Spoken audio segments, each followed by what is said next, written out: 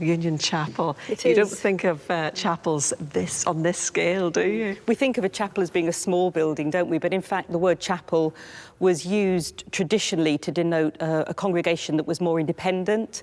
Union Chapel is in the nonconformist tradition, and the nonconformists were those who wanted to do their own thing and do things a bit differently. Nonconformist Christians broke away from the established church with an emphasis on religious freedom. And as they include Methodists, Baptists and Quakers, there are many thousands in the UK.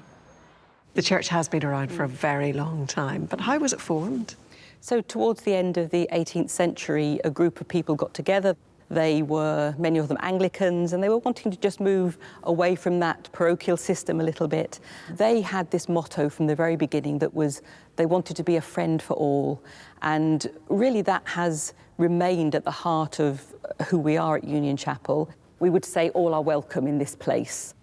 Part of the congregational tradition really is to forge your own identity, and Union Chapel has a very strong identity around creativity and culture and especially social justice. Yeah, there are so many different arms and legs to what goes on here. Just give us a flavour of the activities and the opportunities. Yeah. So it's a church, an active church. We worship every Sunday as any congregation does. We welcome a good number of asylum seekers into our service on a Sunday. We welcome those who are LGBTQI+ into our congregation. So we will celebrate Pride here.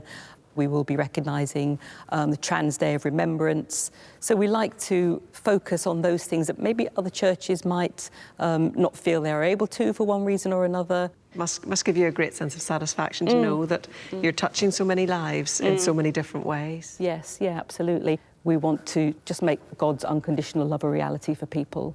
Amazing. Let's talk about the concerts. You do put on some amazing concerts, some huge names. Elton John, Ed Sheeran, U2. And I guess that brings in quite a bit of money to the church, much needed. Yeah, it's a non-profit making organisation, so the money gets ploughed back into the work that we do with those who are vulnerable, homeless people.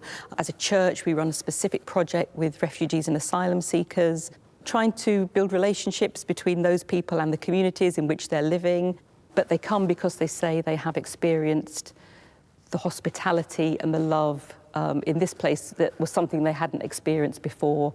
It's all tied together, and I like to think that we blur that boundary between what is sacred and what is secular, but we bring God's grace, God's life and God's love into all sorts of different activities that take place here.